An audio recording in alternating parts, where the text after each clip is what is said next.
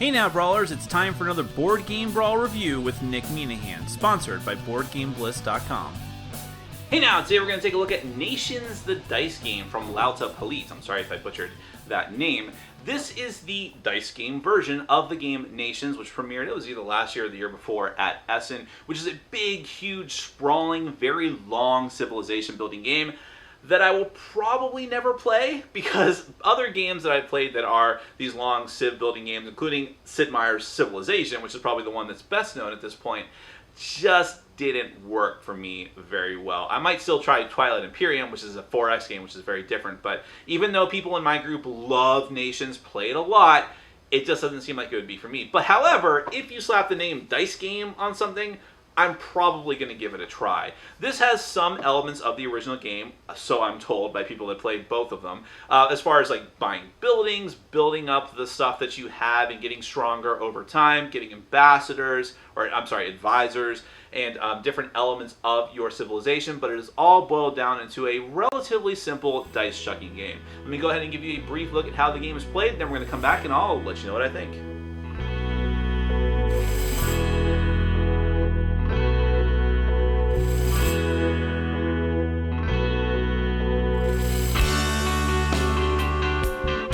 Nations, the dice game, is played over 4 rounds. Whoever has the most victory points at the end of 4 rounds is going to be the winner of the game. Every player is going to get 5 of these white dice, and on the white dice you have 6 different sizes. You have books representing the culture track, I believe is the proper term for it. You have gold, it was actually on 2 of the sides. You have stone, you have food, and you have swords representing war. So each of the white dice are the same. You'll start off with 5 of those.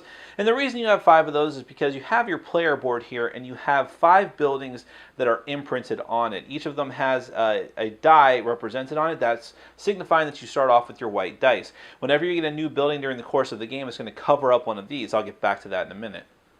You're also going to start off the game with a gold chit and a reroll chit. Now, the thing about the chits in the game are that when you do anything that gets you one of those, it stays in your possession permanently, and it's another type of resource that you can use. They don't go away back to the stock. You can kind of consider them to be sort of having a permanent die face of that particular type in your stock, although they do not count as a die strictly. You'll also have a stock of the rest of the improved dice. We'll get back to that in a minute. You're going to have the event stacks. There's a stack of 3 event tiles for each round of the game, which you will randomize. And then you're going to put one tile from every new round. You're going to put a new tile out, including at the beginning of the game, that represents the event for that round. Up here is the culture track, by the way, and this is the victory point track. Then you're going to have the progress board. You're going to have, again, just like with the events, you're going to have, but in this case, you're going to have 15 tiles of progress tiles for every round of the game. You're going to shuffle those up and put 12 out every round, which means that 3 of them are unused to go back to the box.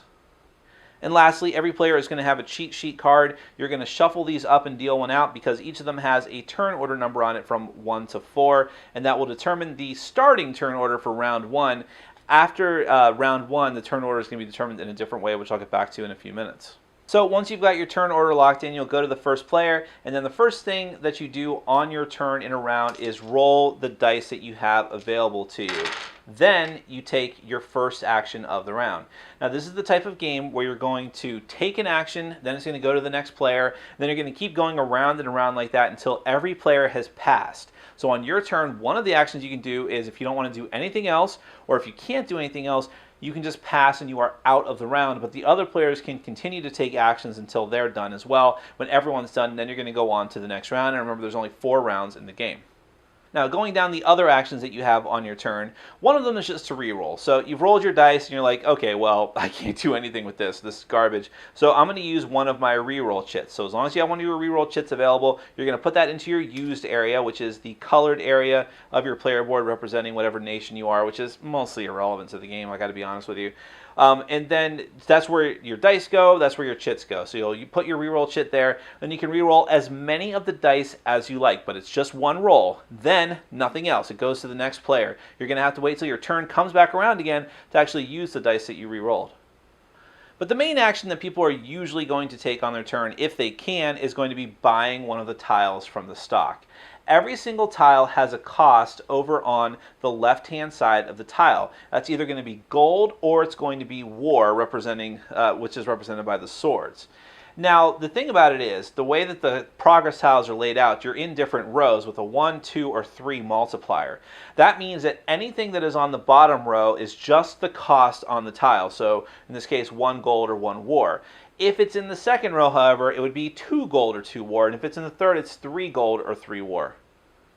And there are 4 main kind of tiles that you can purchase. The colony tiles, which are the green ones, are easy. Let me get a little focus in here. When you purchase a colony tile, very simply, you're going to pay the cost. You're going to put it off to the side of your player board. You can have as many of them as you want. And when you've bought it, you're going to gain whatever it gives you. So here, it's going to give you a gold chit. That's another chit you can add to your resources to use right away. Whereas this one here gives you one of the books. I know I haven't explained the books yet. That's going to be near the end of the round. You also have advisors. Advisors are you only have room for 1 advisor on your player board at a time. It goes right there because it's the appropriate color. And that's going to give you rerolls. So long as you have control of the advisor, you have control of that reroll. If you take another advisor, it's going to go off to the side of your player board and get replaced by the new advisor, who will give you something else. It might be victory points and or other rerolls, but you'll lose the rerolls that this advisor gives you. But whenever you would lose something in this game, because whenever you lose a building and lose dice, or whenever you lose an advisor and lose rerolls, you can choose to lose the rerolls or the dice that you've already used. That's an important distinction in the game. Now, in the first 3 rounds of the game, you definitely want to get the buildings. The buildings are the blue border tiles, and these are going to give you more dice and or better dice. And how this is going to work is that you're going to buy one of these blue tiles, and you are going to cover up one of the existing tiles that's on your player board, and which means you can actually stack them all up in the same place if you want. So you could buy a tile on a future turn and say, okay, well, I'm going to cover up that tile with this one. You don't usually want to do that, but sometimes you'll want to. Now, how this works is that, let's say that I had to buy this tile and I had to buy it for 2 gold, or in this case 1 gold because it was in the bottom row. Now I'm covering up a spot that would give me a white die, which means I have to sacrifice one of my white die, which can be and should be the die that I just used, because I can leave the other dice available to me. Then I'm immediately going to take the appropriate die, which in this case is one of the blue dice. I'm going to roll it, and I'll have it available right away. Now, each of the dice has a different focus, or different things that it's good at. The blue dice have a lot of stone and a lot of books. There's even a 3-book face on the blue dice. The yellow dice are, well, the gold dice give you gold. So there's actually a 3 gold face on here, and they also give you food as well. And the war die gives you more swords, and it also gives you food and potentially stone. But one of these is also a 3 sword. So each different type of die that you can purchase has a different focus, and there are different tiles giving you different colored dice. I might make an argument that the gold dice are the best dice, but what do I know? And the last type of tile that you can purchase are the wonder tiles, which are a little bit different than the other ones because, well, let me focus in a bit so I can show you here. Now, you buy them just as you would any of the other tiles. And what you're going to do is you're going to put it, once you've purchased it, you put it down onto your player board because it is not complete yet. You've only purchased the plans and the supplies for the wonder.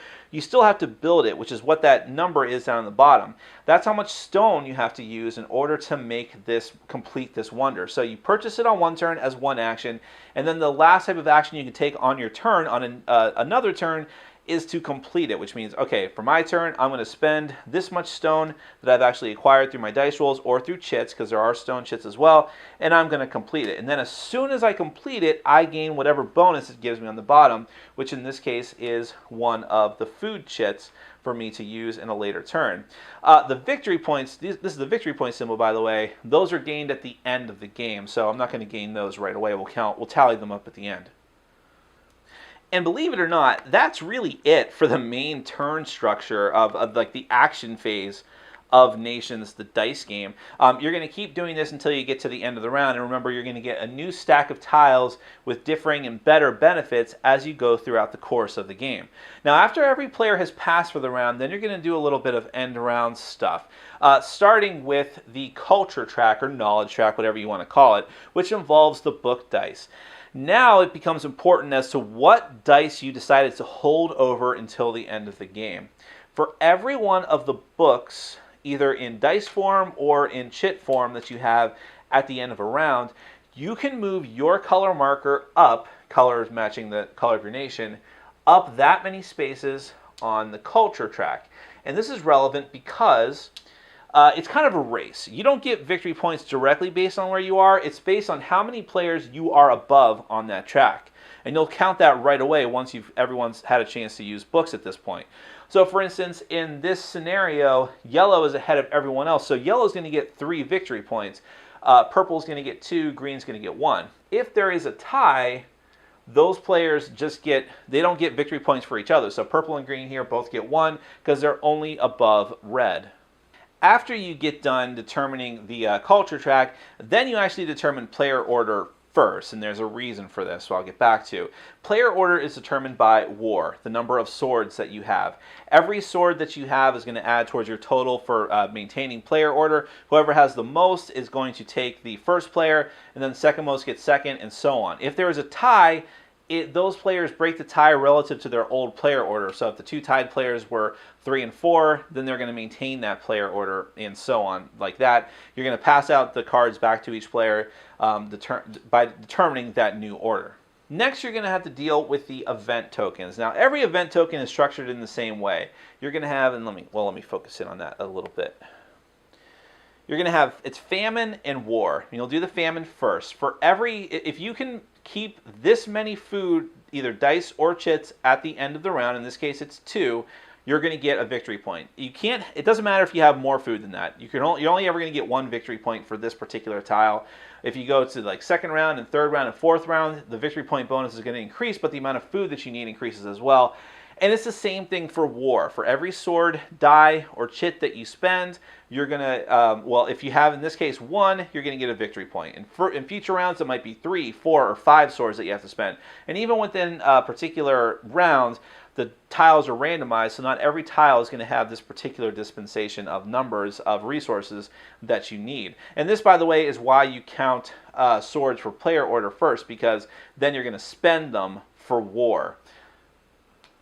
Now, one important thing I probably should have mentioned before now, but I'm going to say it now anyways, is that during the course of the game, if you ever find yourself in need of any of the basic resources being food, gold, and stone, you can swap any 2 of your dice, not your chits, in order to make one of that resource. So you could say, oh boy, okay, I really need, I have 1 food now, I really want to get 2 food in order to get that point from the victory track, and I have these 2 dice here, which I didn't actually, from the event, and I have these 2 dice here that I didn't actually spend, so I'm going to trade in these 2 dice to become a food together with this. That gives me the 2 food that I need. It doesn't give you a chit, and it's not something that can carry over to the next round. You just spend 2 to immediately get one of those resources that you need, and you can never use it to produce books or to produce swords. It's only the basic resources. And believe it or not, that is the game. It's not really that much more complicated. You're going to be gaining victory points during the course of the game based on the culture track and based on the events. And then at the end of the game, by the way, I kind of made that clear before. So you're going to be building wonders, and then they're going to be worth victory points at the end.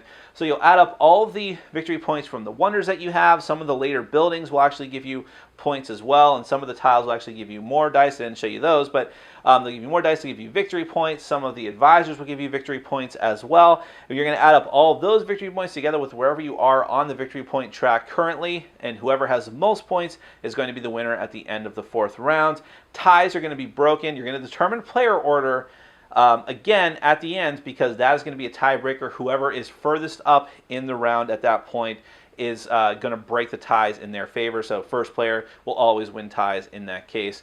That is Nations the Dice Game, a quick and dirty run through. Let's get to my final thoughts. Presentation-wise, I think Nations the Dice Game looks great. I love the artwork. I think some of it was co-opted from the original Nations, but it's new to me. I don't care. The presentation and graphic design look great. I love the custom dice, and it just looks good, and everything is streamlined. The rulebook, well, the rulebook is 99% good. There are a couple of vital elements that seem to be missing from the rulebook that even the designer acknowledged in the forums on BoardGameGeek that he has to create a fact for. Like, there's no mention in it that you actually hold on to the chits that you use, even though I guess that was supposed to be intuitive, but that was a big stumbling block for us after our first game. But other than that, I think the rulebook is pretty straightforward. The thing is, the game is very easy to learn. It's a very simple game. And it's very fast as well. The rule book or the box says 45 to 60 minutes, totally accurate. I think that even if you're learning the game for the first time, with a full complement of 4 players, maybe a little bit over an hour, but once you're over that, this game is just really, really fast. Almost too fast. I would say that that's one of my problems with the game. It's just that it feels like there should even be a 5th round to it. There's only 4, and when you get to the end of the third round, you're like, okay, I finally got some dice, and I got this thing going here. It's going to get easier for me.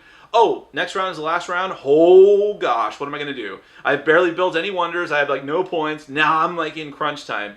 So that tension and stress is kind of neat in some ways, but in other ways, it almost feels like the game should be a bit longer. And I know that the designer probably tried that and tried tacking on another round, and it probably turned the game into a big bore. So I don't know, but that was at least my initial impression. Thematically, by the way, the game is totally abstract as far as I'm concerned. I mean, I never played the original Nations, but from what I understand from people that I played it with, who played both games, are like, oh yeah, you know, the original Nations kind of felt like a civilization building game, like you're actually building up something. That's not really here in Nations, the dice game. You are building up by buying tiles and getting more dice in the wonders, but it never really feels like you're doing anything other than buying different colors of tiles and then moving up on trackers, which is fine. I'm not really dogging it for that, but do be aware of that. I think that the civilization feel is not going to be in this box.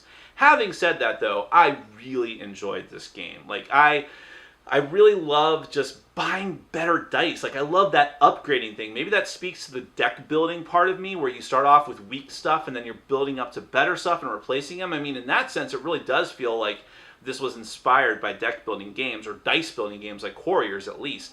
But if you hate Warriors, don't be scared off, because this is very different. I know some people hate that game. But I love that. I love upgrading your dice and going in different paths, because you can decide to go for, I think the gold dice are probably the best dice in the game, but okay, maybe you prefer to go for the blue dice, which give you lots of books for the culture track, which is another way to score points. Or maybe you just want tons of stone that those dice give you because you're going for as many wonders as you possibly can.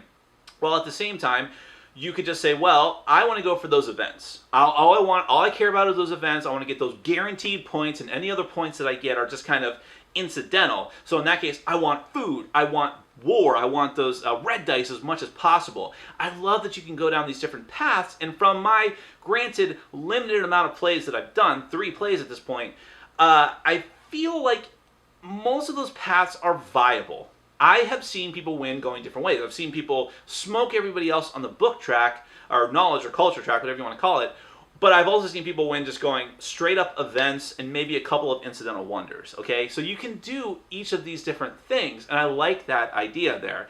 I like having the different selection of tiles to buy from, and, you know, having to sort of react tactically, I don't know why I had trouble saying that for some reason, to what the other players do and what they buy depending on turn order. Turn order is very, very critical, so you may decide to hold on to some swords at the end in order to make sure that you get a higher turn order for the next round. And it's also a tiebreaker in the game, which is kind of weird, because I think the way I interpreted the rules was that the higher up in turn order you are, you will break ties in your favor, when I feel like you should probably be further back in turn order. But I can kind of see how they do that, because even in the final round of the game, you still check for turn order just for tie breaking. At least that's how I interpreted it. So that's interesting. I love that. I mean, holding back the books and the food and the swords and all the different things, and deciding, you know, how you should do that, because there might be amazing tiles out there, but what are you planning to do with those other dice is neat. And so one thing I will say, though, is that some people I played with hated it.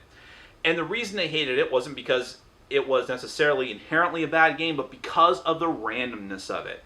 You can just get bad rolls in this game. As with any dice game, you can just get totally jacked up on those dice, which is a fun thing to say.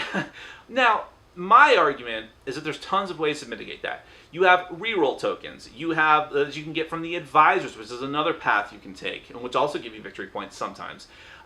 You can do the trading in, the swap, so you trade in 2 dice for a resource that you really need. Now, that's very inefficient, and you're sacrificing dice for this round that you could otherwise be using for other things, but it's a way to mitigate that if you really can't do anything else.